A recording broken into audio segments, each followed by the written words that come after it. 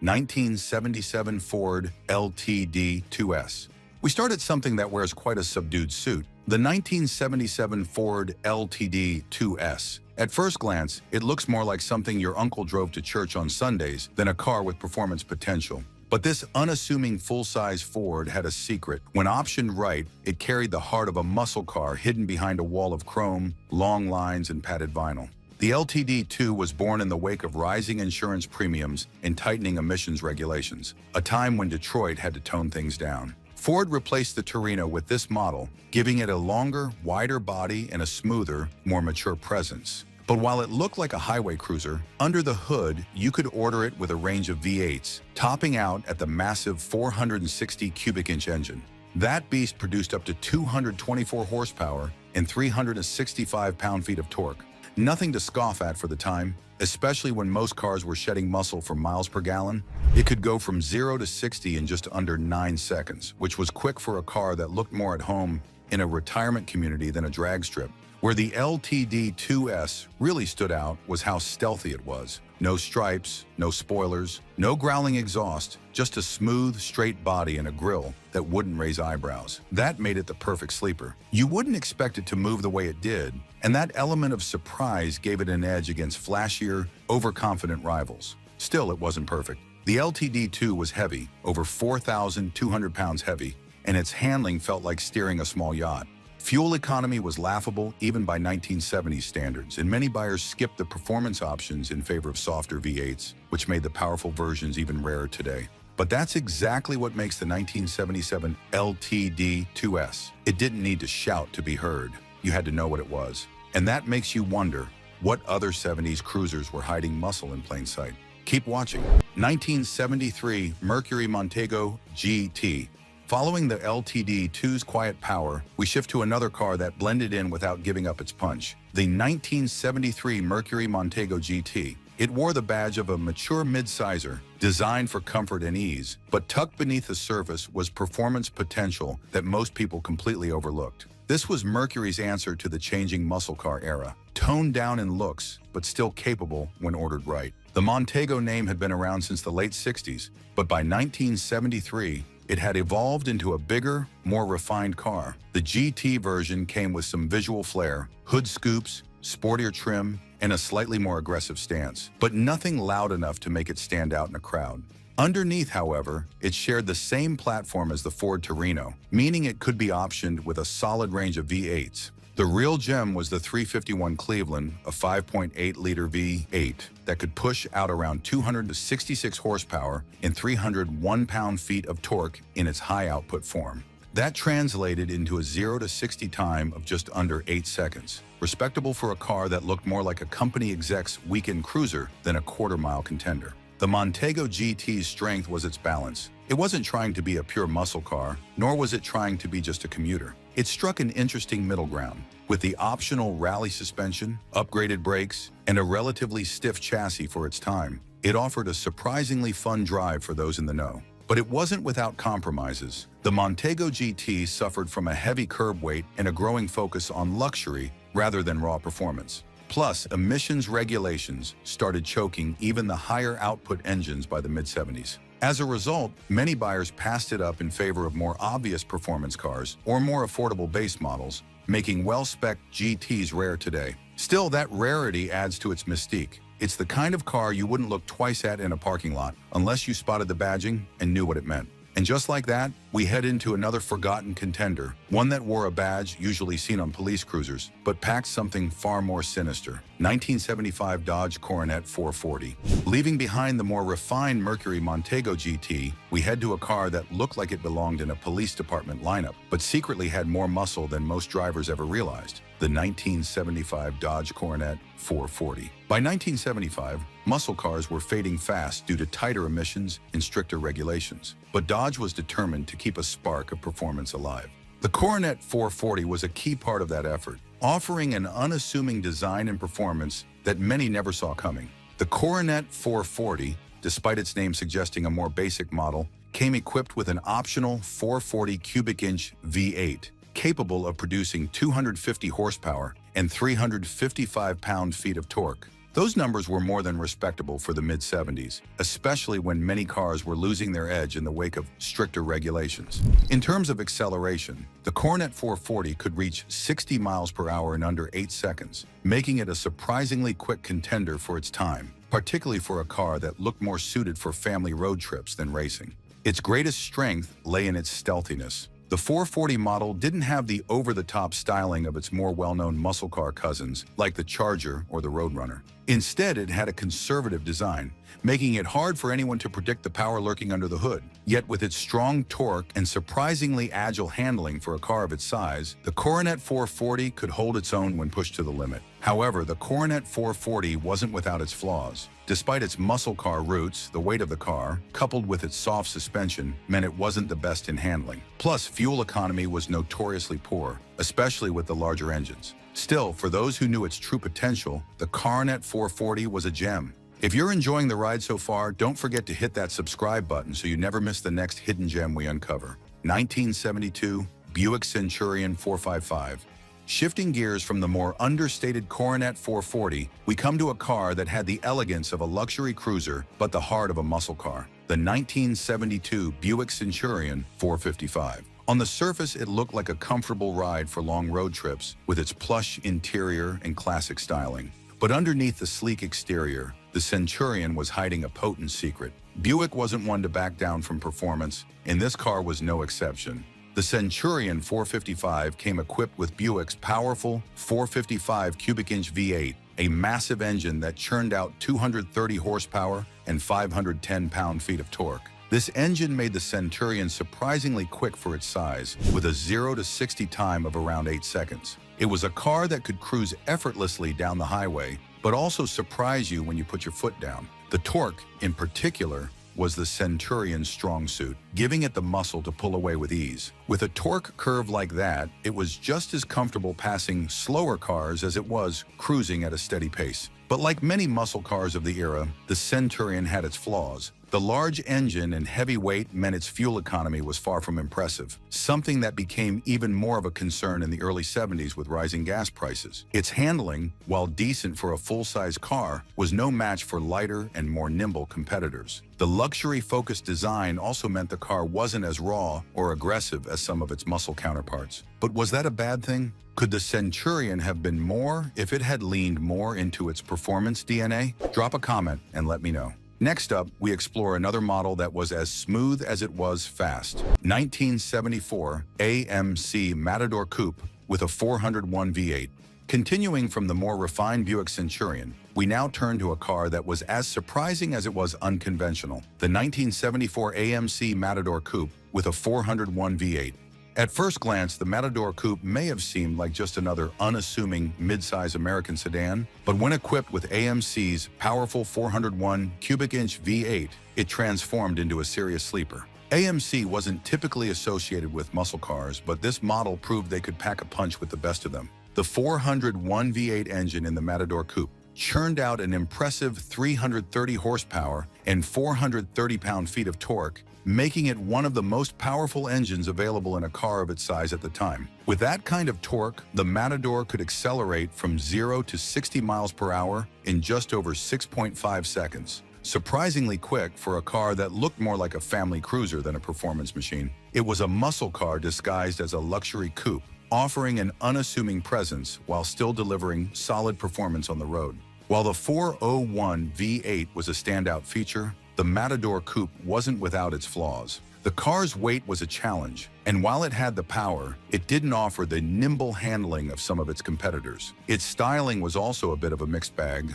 While it had a bold, aggressive look for its time, it wasn't as sleek or recognizable as some of the muscle cars coming out of Detroit in the 70s. The fuel economy, as expected with a big V8, was far from stellar, and the car's reputation suffered due to AMC's relatively low profile in the performance market. Despite these drawbacks, the Matador Coupe with the 401 V8 remains a hidden gem for enthusiasts who know its worth. Want to see which forgotten sleeper car comes next on this list? Stick around. 1971 Plymouth Satellite Sebring Plus.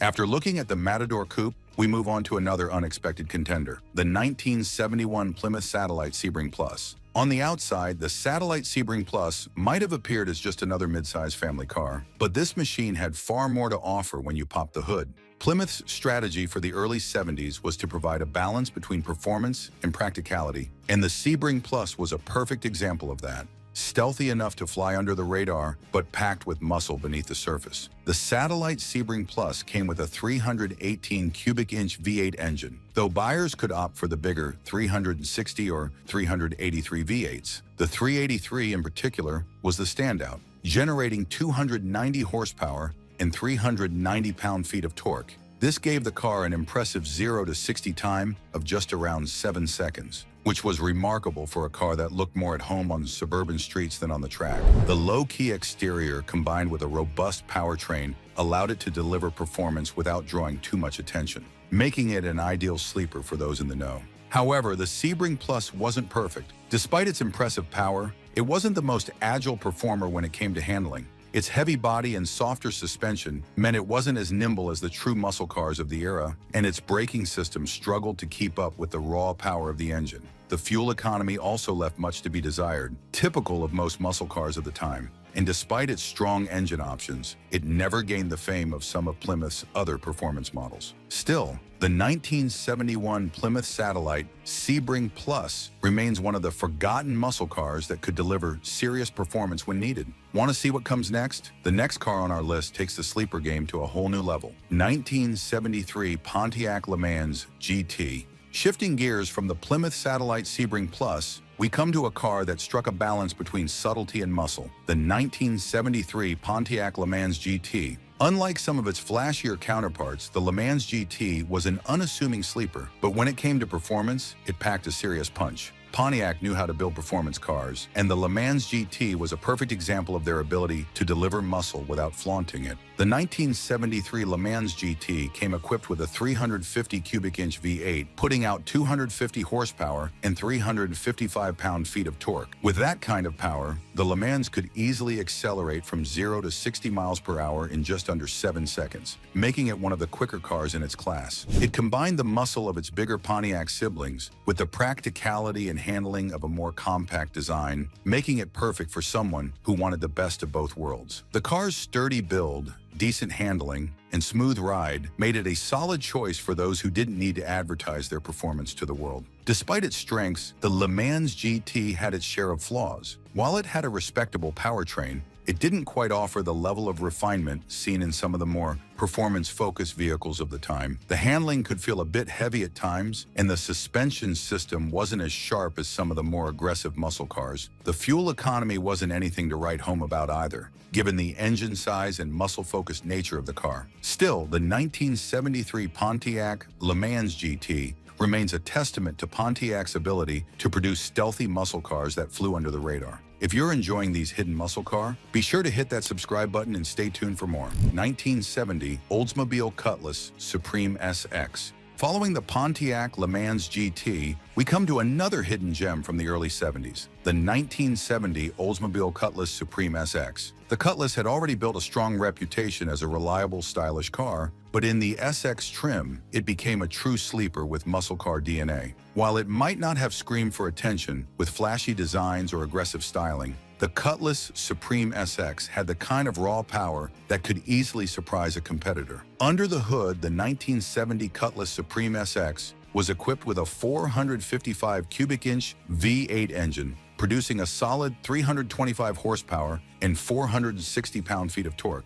These numbers were impressive for a car that didn't have the muscle car image plastered all over it. This power was enough to push the Cutlass to 60 miles per hour in just under 7 seconds. Respectable performance for its class. The Cutlass was designed to be a comfortable cruiser, but the SX package added a dash of excitement without compromising the car's refinement. With a sleek, understated design and an impressive powertrain, it made for an excellent sleeper that could hold its own against more aggressive muscle cars. But no car is perfect. While the Cutlass Supreme SX was strong on power and comfort, it wasn't the sharpest in terms of handling. The suspension was tuned more for comfort than aggressive cornering, so it didn't have the precision of some other performance cars from the era. Additionally, its fuel economy was far from stellar, which was typical of many muscle cars of that time. Do you think the Oldsmobile Cutlass Supreme SX deserves more recognition in muscle car history? Drop a comment and let me know. 1971 Chevrolet Malibu non-SS with a 402 V8. Shifting gears from the Oldsmobile Cutlass Supreme SX, let's take a closer look at the 1971 Chevrolet Malibu, a sleeper car that flew under the radar despite having more muscle than many realized. While most people associate the Malibu with the more famous SS trim, the 1971 Malibu in its standard non-SS form with a 402 V8 engine was a true powerhouse in disguise. The Malibu was known for being a family car,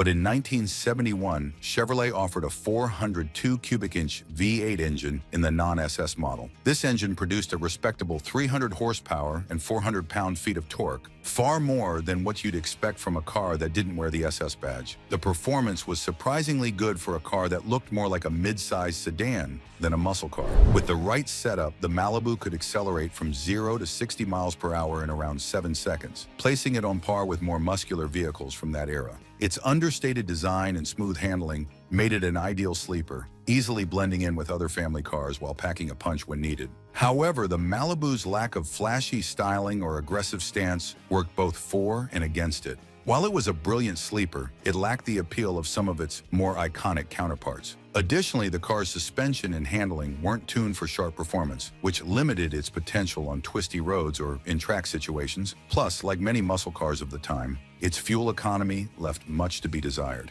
1971 Chrysler Newport 440, and it's time to look at the 1971 Chrysler Newport 440, a true sleeper that often gets overlooked in muscle car circles, despite its impressive performance. The Chrysler Newport, especially when equipped with the 440 cubic inch V8, didn't immediately scream muscle. Its more conservative, full-size body design made it blend in with the sea of family sedans. But beneath the hood, this car was a beast. The 440 V8 engine churned out 375 horsepower and a monstrous 480 pound-feet of torque. These numbers put the Newport squarely in muscle car territory, yet it didn't have the aggressive styling or performance badges that would have given it away. The 0 to 60 mile per hour time of just under 7 seconds was remarkable for such a large, heavy vehicle, and it could easily leave unsuspecting drivers in its rearview mirror. The torque from the 440 engine was particularly impressive, allowing for smooth, effortless acceleration with plenty of power to spare.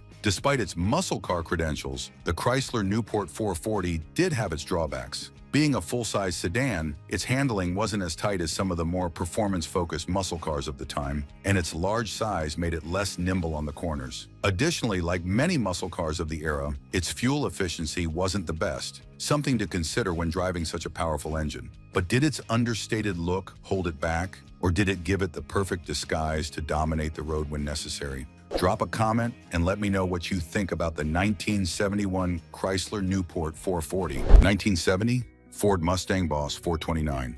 This wasn't a Mustang made for the street, it was a Mustang built to survive NASCAR. The 1970 Ford Mustang Boss 429 was never supposed to be a typical pony car. It was a homologation special. Ford needed to run its massive 429 cubic inch semi-Hemi V8 in NASCAR, but to meet the rules, they had to build road-legal versions. So they did the unthinkable, stuffed it into a Mustang shell. But fitting that beast under the hood wasn't easy.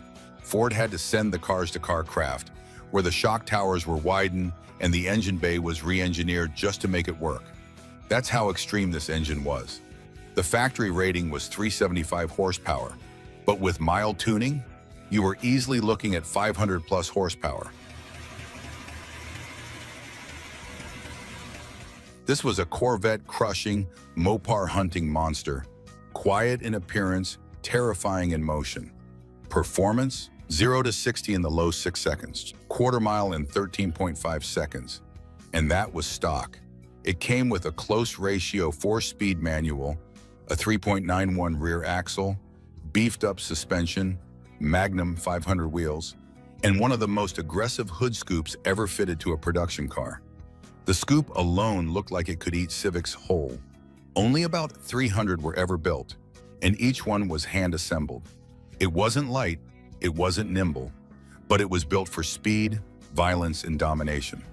The Boss 429 wasn't about finesse, it was about force. A street car in name only, It was Ford's secret weapon in disguise, and we're only just getting started. Up next is Chrysler's idea of a land missile with enough torque to tow a city block. 1970, Chrysler 300 Hurst Edition. You want big? This car was enormous, in size, torque, and presence. The 1970 Chrysler 300 Hurst was a limited production muscle yacht that blurred the line between luxury cruiser and brute force bruiser. Born from a collaboration with Hurst Performance, this wasn't your average street racer. It was a weaponized sofa built for grown men who wanted horsepower and leather seats.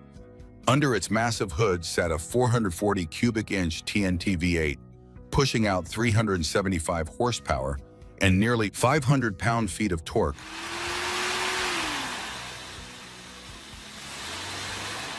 That was enough to move its 4,200 pound body from 0 to 60 in just under 7 seconds. And this wasn't a chopped down coupe. It was over 18 feet long, had rear fender skirts, and looked like it belonged in a presidential motorcade. The hood and trunk were made of fiberglass to shave off weight, and every car came in white with gold Hurst stripes, hidden headlights, and a grille so wide it looked like it could inhale traffic. Inside, it was full luxe, power everything, leather upholstery, wood grain accents, and a center console that looked like a command center. Subtle Hurst badging let the world know you meant business, if they even noticed it. Chrysler didn't make this for everyone.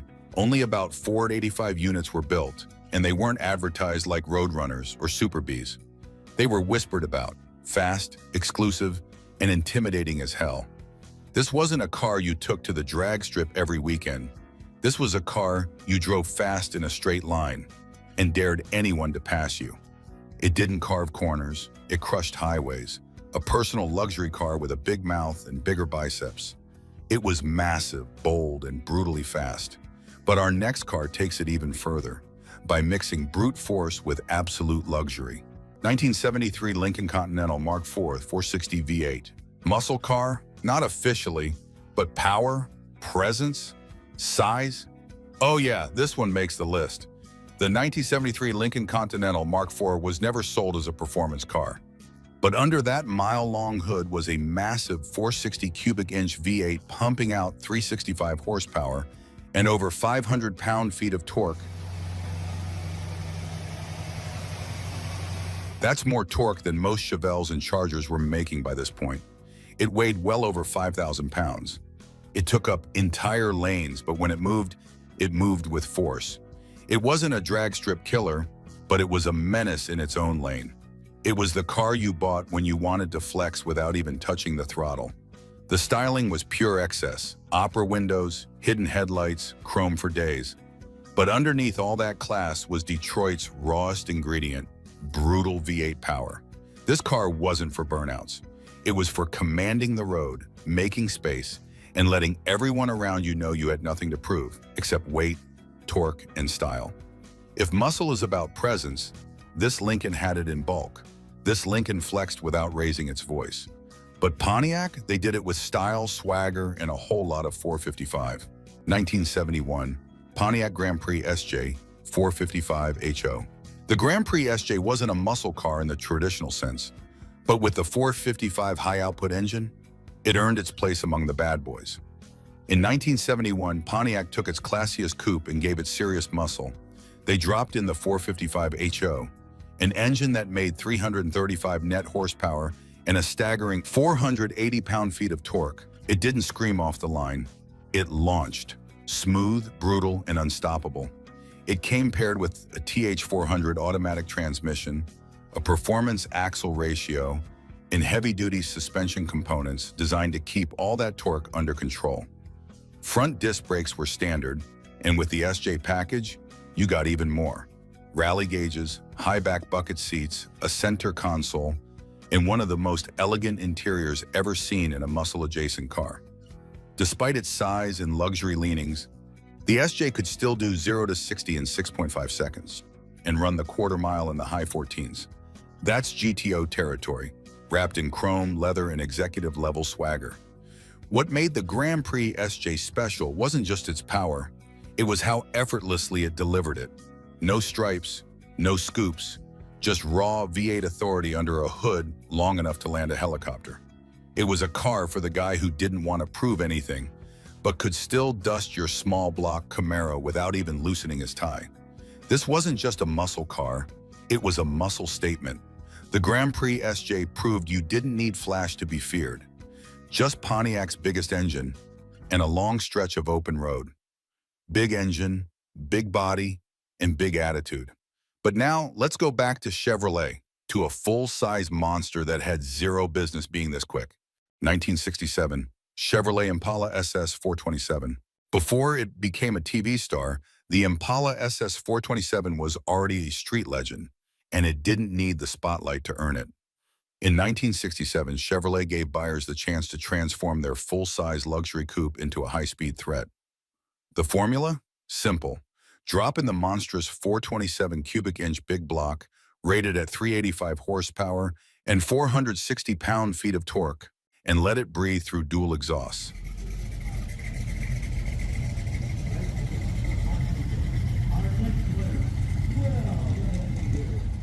That turned this highway cruiser into a torque-loaded bullet. Despite weighing over 4,000 pounds, the SS 427 could go 0 to 60 in under 6.5 seconds and crack the quarter mile in the mid-14s, quicker than many smaller muscle cars of the day. You had the choice of a turbo 400 automatic or a 4-speed manual, and the chassis was upgraded with stiffer suspension and performance gearing. But the real magic was in its deception. It didn't wear stripes or wings, it wore chrome. The Impala SS 427 looked like something your dad would drive to a country club. But with a quick downshift, it could gap a GTO at a red light. The SS badging was minimal, the attitude wasn't. Inside, you got comfort, plush buckets, a full-length console, and a vibe that said, executive muscle. It didn't need to show off. It just needed to show up, and it delivered every time. The Impala SS 427 was a refined beast, a torque-rich sleeper hiding in plain sight. And today, it's one of the most criminally underrated full-size muscle cars GM ever built. Still watching? Then you're definitely one of us, someone who lives for the heavy hitters and forgotten monsters. So go ahead, hit that subscribe button and keep watching, because the next 5 are even meaner. 1971 Oldsmobile 442 W30. This was Oldsmobile's mic drop moment. By 1971, emissions regulations, insurance premiums, and rising gas prices were putting muscle cars in a chokehold. But Oldsmobile wasn't done yet. They had one final trick up their finely tailored sleeve. The 442 W30. Stuffed with a 455 cubic inch big block V8, it made 350 net horsepower and a monstrous 500 pound-feet of torque. And that was the net number.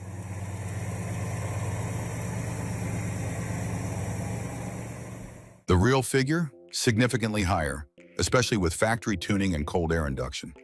The W30 package wasn't just about raw numbers.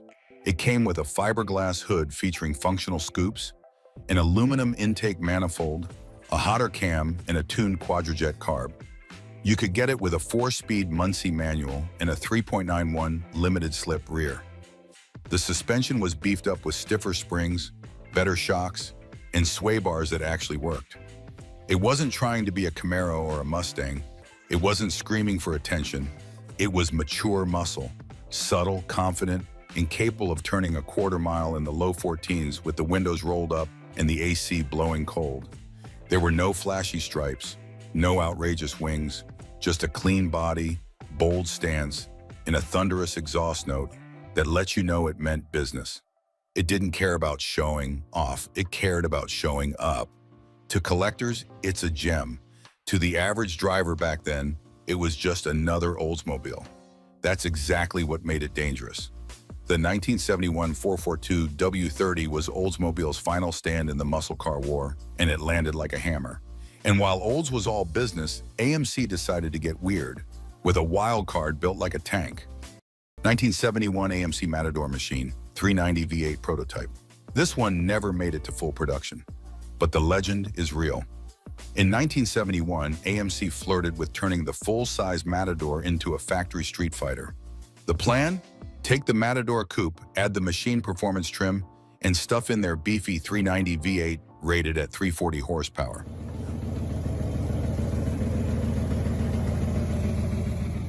What they built was a wide-shouldered fastback brute that looked like it came off a drag strip and into a police chase. The Matador Machine concept had rally stripes, Magnum 500 wheels, bucket seats, a Ram air hood, and, most importantly, muscle where it counted. 0 to 60 in around 6.5 seconds. Quarter mile in the high 14s. Not bad for something built off AMC's full-size platform. It had the torque, the gear ratios, and the looks to back it all up. But for some reason, AMC pulled the plug. The Javelin AMX survived. The Matador Machine didn't. Only a few pre-production units were made, some for press, others for display. But the ones that slipped out? Instant legends. The Matador Machine was AMC going full send on attitude. And even if it was a one-hit wonder, it left a scar. Now let's get back to the cars that did make it, starting with Mercury's nastiest surprise. 1970, Mercury Cyclone Spoiler 429 CJ. Mercury never got the credit it deserved in the muscle car wars, but the 1970 Cyclone Spoiler 429 CJ didn't care one bit. This wasn't a rebadged Mustang or a style-over-speed cruiser. It was a full-on torque monster, hiding Ford's brawniest big block, the 429 Cobra Jet V8, beneath one of the angriest hoods ever to come out of Dearborn. On paper, it made 370 horsepower and over 450 pound-feet of torque, but real-world numbers felt even nastier.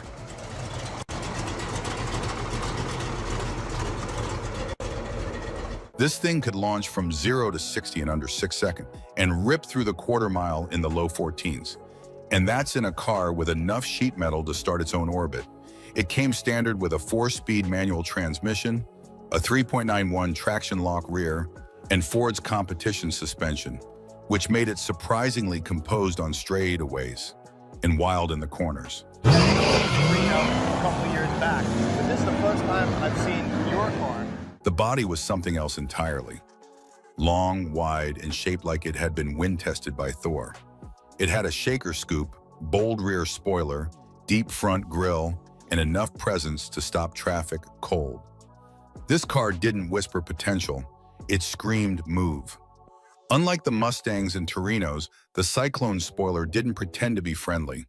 It wasn't built for attention. It was built to bully its way through air, rubber, and rivals. It was one of the boldest Mercury designs ever, and very few people noticed. That's what makes it special. Today, the Cyclone Spoiler 429 CJ is one of the rarest Mercury muscle cars in existence.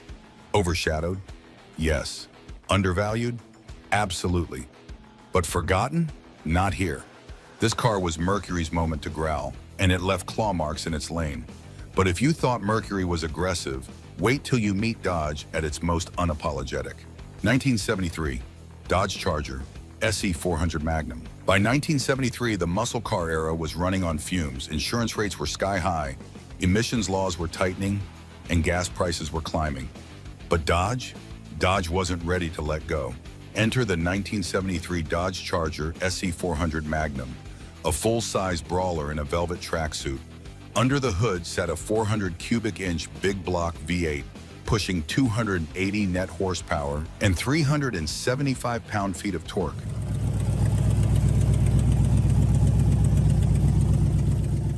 On paper, it didn't look like a monster, but in the real world, it still packed a nasty punch. 0 to 60 came in around 7 seconds, and it could run the quarter mile in the mid-15s, respectable for something that weighed nearly 2 tons and looked like a bank vault on wheels. The SE trim gave it upscale attitude, hidden headlights, a padded vinyl roof, deep dish rally wheels, and an interior that wouldn't feel out of place in a Chrysler New Yorker. Bucket seats, wood grain accents, and a full-gauge cluster added to the luxury feel.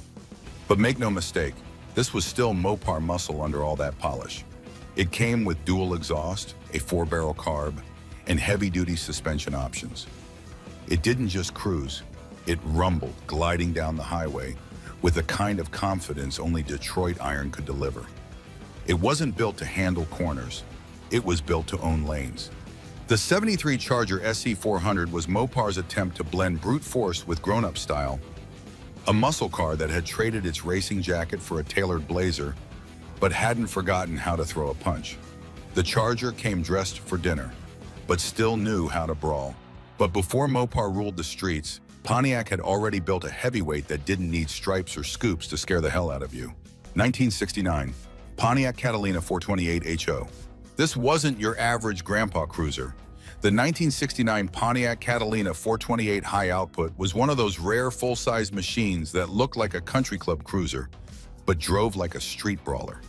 Under the hood was a 428 cubic inch V8 rated at 390 horsepower and 465 pound-feet of torque. It came with big valve heads, a hotter camshaft, and a Rochester quadrajet carb that delivered crisp throttle response, even in a car that weighed over 4,000 pounds. This thing wasn't built to be delicate, it was built to dominate. Performance? Try 0 to 60 in under 6.5 seconds, and a quarter mile in the high 13s. That's serious muscle, especially for something that looked more at home at a Rotary Club luncheon than a drag strip showdown. Pontiac gave buyers real options too. You could spec a turbo 400 automatic, limited slip differential, dual exhaust, heavy-duty suspension, and rally gauges, all of which turned this big body boat into a full-size GTO sleeper. And because the Catalina 428 HO wasn't part of GM's big marketing push, it stayed low profile, known only by those who truly knew what to look for. It had presence, it had poise, and it had the power to embarrass smaller muscle cars without ever breaking a sweat. No stripes, no decals, no screaming paint jobs, just a clean body, a wide stance, and the ability to leave you behind with a slight growl and a twitch of the rear wheels. This car was a gentle giant with a mean streak, the kind of Pontiac that didn't need to show off. It just needed a green light. If you've made it this far, you already know these cars aren't for everyone. So hit that subscribe button now, because the last 5, they're louder, rarer, and downright unhinged. 1971 Ford Torino Cobra 429 Super Cobra Jet. This was the Ford you didn't want to pull up next to. The 1971 Torino Cobra with the 429 Super Cobra Jet wasn't just muscle.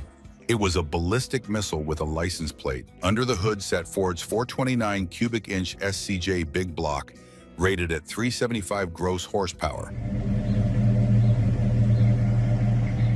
But real-world output was much higher. It featured solid lifters, forged internals, a big Holley 780 carb, and optional 4.11 gears that turned this fastback into a street-legal drag car. It launched hard, roared loud, and covered the quarter mile in the low 13s. No power steering, no AC, just horsepower and fury. The Torino Cobra didn't get the glamour of the Mustang, but it was leaner, more menacing, and purpose-built for straight-line dominance.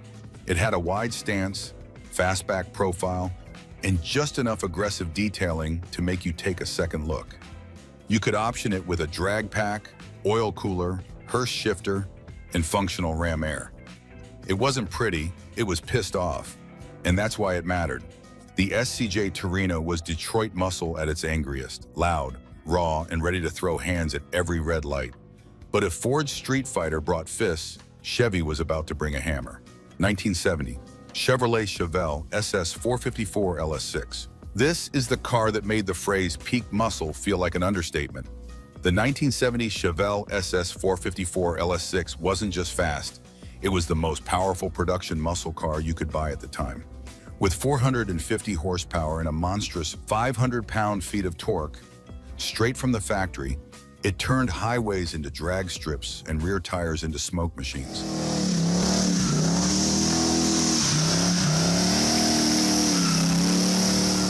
This wasn't a small block street car. It was built to be violent. The LS6 454 came with a high-lift solid camshaft, forged pistons, a Holley 4-barrel carb, aluminum intake, and enough compression to make premium fuel sweat. It could blast 0 to 60 in just over 5 seconds and cover the quarter mile in the mid-12s on bias ply tires. Visually, it looked as mean as it sounded. You could pair it with cowl induction, dual SS stripes, hood pins, and the iconic 5-spoke SS wheels. But even when ordered bare bones, the LS6 had presence. And when it pulled up beside you, you knew exactly what it was. Only around 4,400 LS6 Chevelles were ever built, making them rare, loud, and legendary. They weren't cheap then, and they're worth a fortune now. This was Chevrolet unchained, unfiltered, and completely unapologetic. It wasn't built to impress accountants or marketing teams.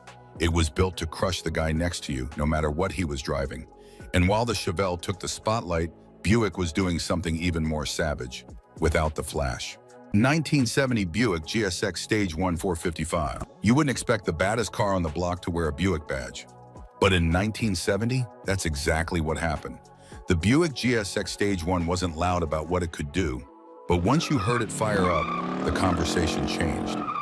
Underneath the Saturn yellow or Apollo white paint was a 455 cubic inch V8 producing a claimed 360 horsepower and an earth-shifting 510 pound-feet of torque, the highest of any American production car at the time. Let that sink in. More torque than the LS6 Chevelle, more than the 426 Hemi, more than anything. The GSX Stage 1 was more than just muscle. It was muscle in a tuxedo. You got bucket seats, a center console, full gauges, and a ride smoother than almost any other car in its class. But make no mistake, when you dropped the hammer, this thing moved. It ran mid-13s in the quarter mile and could hang with, or beat, the biggest names in the game. The hood tack, rear spoiler, and blacked-out grille gave it some flair, but not enough to tip off the average driver that this wasn't just a flashy coupe. And that was the genius of the GSX. It didn't need to scream, it just showed up and handled business. Today, it stands as one of the most underrated but overperforming muscle cars ever made. It didn't beg for respect, it took it. Coming up next, a Mopar brute with 6 barrels, 1 purpose, and no patience. 1971, Plymouth GTX 446 barrel. The GTX was Plymouth's gentleman's muscle car, but with the 446 barrel, it stopped being polite and started throwing punches. In 1971, Plymouth gave the GTX its final big shot of adrenaline. Under the hood, the legendary 440 cubic inch V8 with 3 two-barrel carbs, delivering 385 horsepower and 490 pound-feet of torque. It wasn't just big, it was relentless. With the air grabber hood scoop engaged and the carbs roaring in sequence, the GTX could sprint to 60 in 5.7 seconds and rip through the quarter mile in 13.7. This was no stripped-out drag car either. It came loaded, wood grain trim, bucket seats, rally dash, chrome everywhere. It was refined chaos. The 1971 model brought a new fuselage body, swooping lines, Coke bottle curves, and wide stance. It looked heavier than it was. But with the 6-barrel setup and optional track pack, which included a 3.54 Dana 60 rear and sure grip diff, it moved like something much smaller. The GTX was often overshadowed by the Roadrunner and the Cuda, but this thing was arguably Mopar's most complete package: speed, luxury, and unfiltered aggression. And because it wasn't overproduced, it's rare, especially in 6-barrel trim. The 440+6 GTX wasn't loud by design, but when it lit up the street, everyone paid attention. Still, there was one car that wore its menace even more proudly. 1970, Dodge Charger RT 440 6-pack. If muscle cars had a final boss, this was it. The 1970 Dodge Charger RT with the 440 6-pack was the ultimate combination of style, power, and sheer street presence. It didn't need to be the fastest, though it came damn close. It just needed to be the baddest. And it was. Under the hood was the 440 Ci V8 with 3 Holley 2-barrel carbs, rated at 390 horsepower and 490 pound-feet of torque.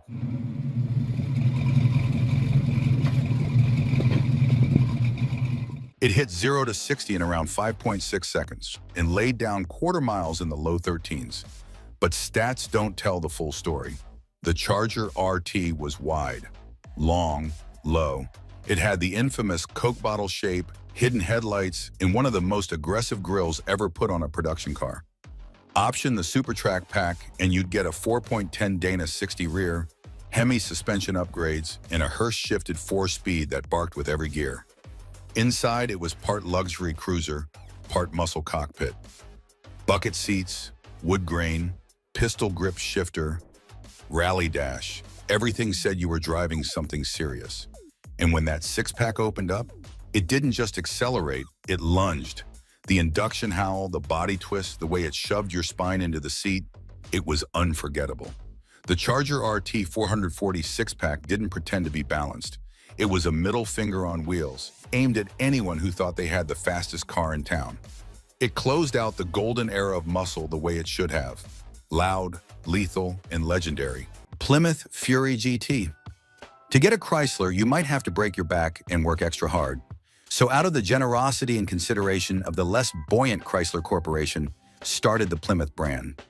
The Plymouth was Chrysler's more affordable brand, but that didn't mean it only made boring cars. The 1970 Fury GT proved that Plymouth had serious muscle. The Fury GT was a two-door coupe that came with a standard engine for the 1970 Plymouth Fury GT, the 440 cubic inch V8 7.2 liters available with two configurations. A 4-barrel carburetor producing 350 horsepower, or an optional 6-barrel setup known as the six-pack, which produced 390 horsepower, which also comes with 3 Holley 2-barrel carburetors. If you had the opportunity, would you choose the 4-barrel or the 6-barrel six-pack configuration for your Fury GT? However, you might want to know that the only transmission offered on both models was the 727 Torque Flight 3-speed automatic. The 3-speed automatic transmission added to the car's appeal, solidifying its place in Plymouth's lineup. While the Fury GT didn't achieve the sales success it deserved, it still marked a significant upgrade from Plymouth's other offerings, proving that muscle wasn't exclusive to premium brands. But if you thought the Fury GT was powerful, wait until you see the limited-run Chrysler 300 HST, a machine that merged performance with exclusivity. Chrysler 300 Hurst. From the 1950s through the 1960s, Chrysler's letter cars were stars. These high-powered coues and convertibles screamed luxury from their bespoke interiors and leather upholstery to the powerful engines. If you had a letter car, you were wealthy. However, production was stopped in 1965, and those who were saving to get a new model of the range were crushed. Nobody thought a true 300 series car would ever be produced. In 1970, Chrysler wheeled out a surprise. The company paired with the famous transmission company Hurst to produce the very limited Chrysler 300 Hurst. Only 500 units were produced, so buying one was such a huge deal. The Hurst had a special white and gold paint job for its exterior and something similar for its interior.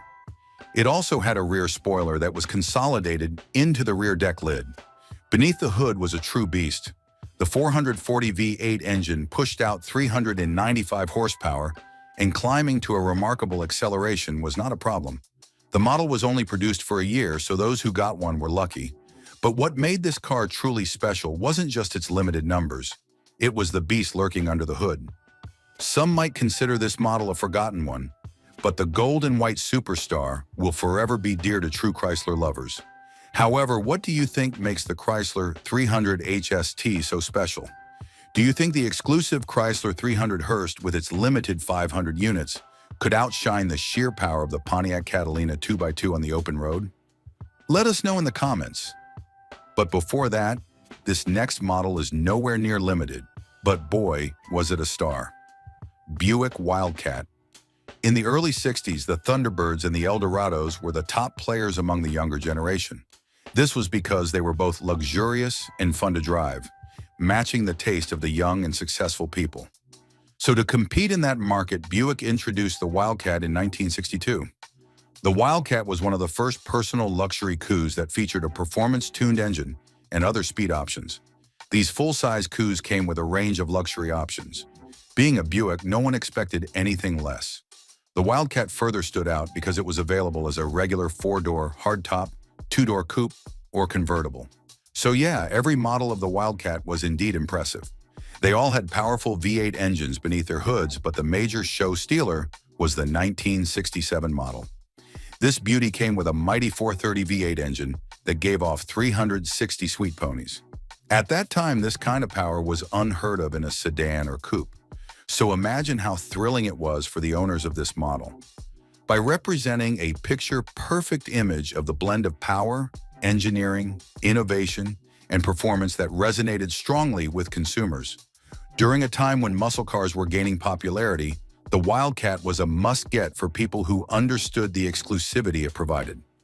Yeah, the Wildcat was great, even while it may pale in comparison to the next car on the list. Which model of the Buick Wildcat do you think is the most impressive? Pontiac Catalina 2+2. The regular Catalina was a decent model with good looks and impressive features, but the Catalina 2+2 took things to the next level. This high-performance variant boasted a fire-breathing 421 V8 engine that was the envy of other muscle cars on the market. What really set the Catalina 2+2 apart, however, was the availability of the tri-power intake system, an option also offered on the popular Pontiac GTO. This innovative setup utilized three two-barrel carburetors to deliver a remarkable 376 horsepower, making the Catalina 2+2 an extremely exciting proposition for performance-minded buyers. Coupled with the option for limited slip differentials, heavy-duty brakes, and steering, the Catalina 2+2 could truly hold its own against the best muscle cars of the era. Despite the impressive capabilities, production was limited to just 11,521 units, further cementing its status as a highly desirable and exclusive performance offering from Pontiac. On to more important questions. Would you choose the Catalina 2+2 over the popular Pontiac GTO? Buick Riviera GS. The early 1960s was dominated by the blur of European luxury grand touring coups with Ferraris and Maseratis, captivating enthusiasts worldwide. Determined not to let the American automakers fall behind, General Motors introduced the Buick Riviera in 1962, a car that instantly became a bestseller, blending elegance and class that nearly outmatched the Ford Thunderbird. However, Buick wanted the Riviera to provide even more performance and excitement. In 1965, the Riviera Grand Sport GS variant was born, and it proved to be a formidable competitor to the renowned European sports cars. Equipped with a larger 425 cubic inch engine and an upgraded suspension, the Riviera GS could accelerate from 0 to 60 in just 7.9 seconds, making it one of the best performing sports cars of the era. The Riviera GS's impressive performance and striking design allowed it to hold its own against the likes of Ferraris and Maseratis, offering American buyers a thrilling domestic alternative to the prestigious European marques. Buick's engineering and design teams had gone to great lengths to ensure the Riviera GS could compete with the best that Europe had to offer, making it a truly remarkable achievement for an American automaker at the time. With the Riviera GS setting the bar so high, it's no wonder the next model we will explore, the Chevy Monte Carlo SS, is also quite impressive in its own right. Chevrolet Monte Carlo SS. In 1970, Chevrolet introduced the Monte Carlo, a personal luxury car designed to compete with the likes of the Pontiac Grand Prix and Ford Thunderbird. While the Monte Carlo emphasized comfort and style, Chevrolet knew that performance enthusiasts craved more. Enter the Monte Carlo SS, a model that perfectly blended luxury with raw power. The SS package included a monstrous 454 cubic inch V8 engine capable of producing 360 horsepower and 500 pound-feet of torque. This engine allowed the Monte Carlo SS to accelerate from 0 to 60 in just 7.7 seconds, an impressive feat for a car of its size and weight. To handle this power, the SS came equipped with a heavy-duty suspension, power front disc brakes, and performance tires, ensuring a thrilling yet controlled driving experience. What truly set the Monte Carlo SS apart was its ability to deliver both luxury and performance in one package. With its plush interior, stylish design, and powerful engine, it catered to drivers who wanted the best of both worlds. Although not produced in massive numbers, the Monte Carlo SS carved out a niche for itself as one of the most desirable personal luxury muscle cars of the 1970s. Oldsmobile Starfire. The Detroit-based Oldsmobile brand had long been a player in the muscle car segment, but it wasn't until the 1960s that they truly stepped up to compete with the incredible offerings from other American manufacturers. Enter the Oldsmobile Starfire, a model that not only delivered exhilarating performance, but also oozed luxury and refinement. Under the hood, the Starfire boasted a potent 394 cubic inch V8 engine that produced a thrilling 330 horsepower, ensuring it can more than hold its own against the best muscle cars on the market. However, where the Starfire truly shone was in its sumptuous interior. While the exterior may have resembled any other full-size automobile, the cabin was a true revelation. Plush leather bucket seats, a center console with a tachometer, and a console-mounted floor shifter for the automatic transmission. The Starfire interior felt worth every penny of its premium price tag. The attention to detail and the high-quality materials used created an ambiance that set Starfire apart from its more pedestrian peers. The blend of performance and luxury made the Oldsmobile Starfire a truly compelling offering for buyers in the market for a full-sized muscle car that could also coddle them in style. It's no wonder the Starfire was so highly sought after. Even with its premium price point, of course, we'd be remiss not to mention the equally impressive Coupe de Ville, which offered its unique take on the full-size performance coupe. The 1949 Cadillac Coupe de Ville held a special significance as it marked the 1 millionth Cadillac built, a true milestone for the iconic American luxury brand. However, the Coupe de Ville's impact extended far beyond its production milestone as it introduced several innovative features that would go on to shape the future of the automobile industry. Under the hood, the Coupe de Ville boasted a modern overhead value engine that produced a then impressive 160 horsepower, enabling the car to reach speeds of up to 100 miles per hour, a remarkable feat for the time. But the Coupe de Ville's most revolutionary aspect was its rear groundbreaking hardtop design. The Coupe de Ville featured a unique roofline and window configuration that eliminated the traditional B-pillar between the front and rear windows. This not only enhanced visibility and styling, but also paved the way for the immensely popular hardtop body style that would become a staple of future Cadillac and American luxury coupe models. The Coupe de Ville's innovative design and engineering, coupled with its unparalleled luxury, made it a highly sought-after and prestigious model. Despite its premium price tag, buyers were more than willing to pay the premium for the privilege of owning this revolutionary Cadillac. With the iconic Coupe de Ville setting a new benchmark, let's now explore the equally impressive Buick Roadmaster. Buick's iconic Roadmaster name carried a legacy, with each new generation striving to improve on the last. After initially producing the Roadmaster from 1936 to 1942, Buick revived the nameplate in 1946, continuing its production until 1958.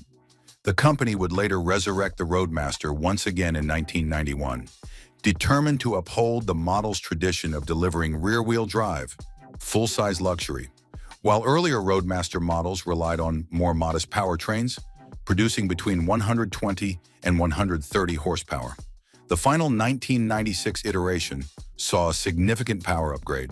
This swan song model was equipped with a potent 5.7-liter V8 engine that churned out an impressive 260 horsepower at 5,000 RPM, providing a more exhilarating driving experience for its 6-year production run. Buick managed to sell over 200,000 Roadmasters, cementing the model's status as a beloved and successful full-size luxury offering. Despite the nameplate's eventual discontinuation, it would come as no surprise if Buick were to once again revive the Roadmaster in the future, as the company continues to build upon its storied heritage. Now let's turn our attention to another remarkable vehicle from General Motors, the Chrysler C300. Chrysler C300.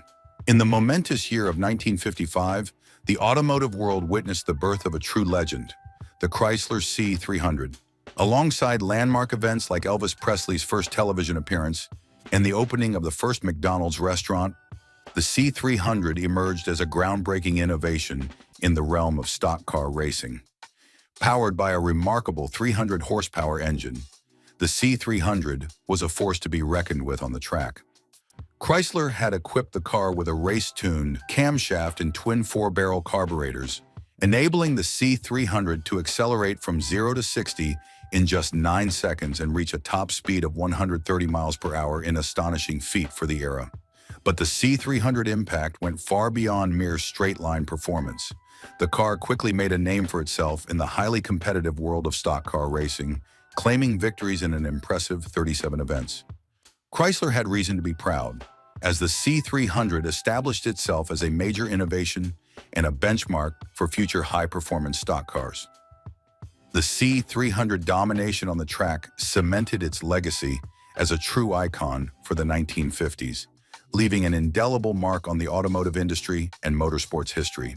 While the C300 shone brightly, we now turn our attention to another notable model, the Ford 7-liter, which offered a unique perspective on high-performance American cars of the era. Ford Galaxy 500 7-liter. While some amazing vehicles never quite reached the limelight, often overshadowed by more prominent models, the Ford 7-liter is a prime example of a car that deserves far more recognition than it received. In the mid-1960s, as Chevrolet was finding success with the powerful Impala SS and its 427 cubic inch V8, Ford decided to up the ante with an even larger engine. The result was the 428 cubic inch, 7-liter power plant that the company would showcase in the 7-liter model. Built on the full-size Galaxy two-door hardtop and convertible platform, the 7-liter boasted an incredible 345 horsepower, a truly impressive figure for the era. But what set this car apart was its exceptional blend of performance and luxury. Along with the potent 7-liter V8, the 7-liter came standard with features like air conditioning and bucket seats, while also offering a host of optional extras like special paint colors and a heavy-duty suspension.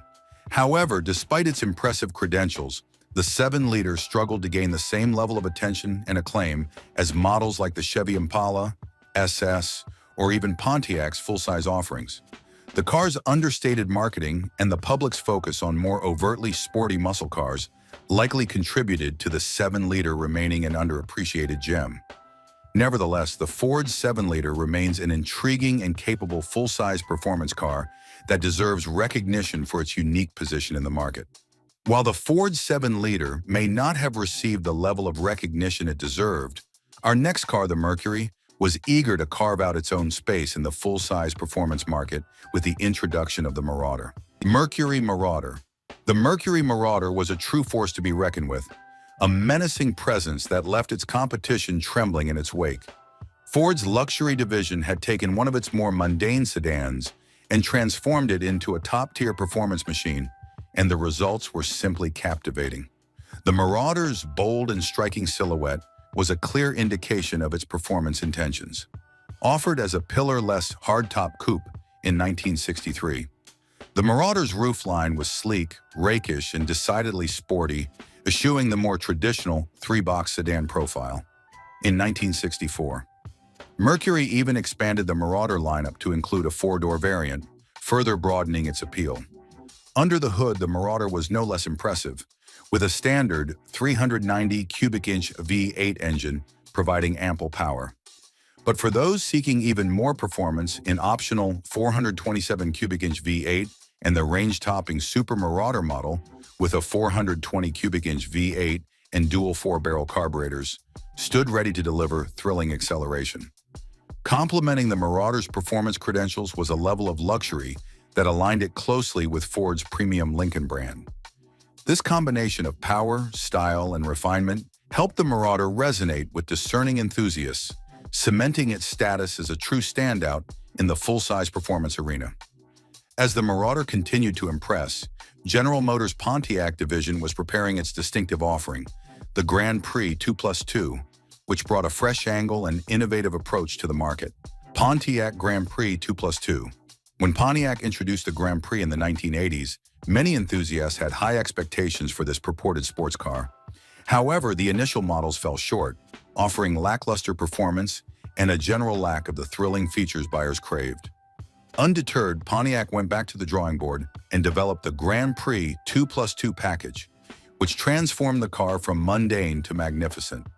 One of the key enhancements was a large, steeply raked rear back glass that significantly improved the car's aerodynamic profile, especially on NASCAR superspeedways.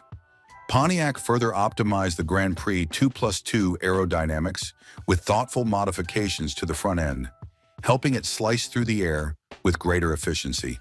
Under the hood, the Grand Prix 2x2 was equipped with a 305 cubic inch small block Chevrolet Vibe 8 engine, producing 165 horsepower. While some buyers may have preferred the option of a more potent 190 horsepower variant, the 356 engine still provided a respectable level of performance.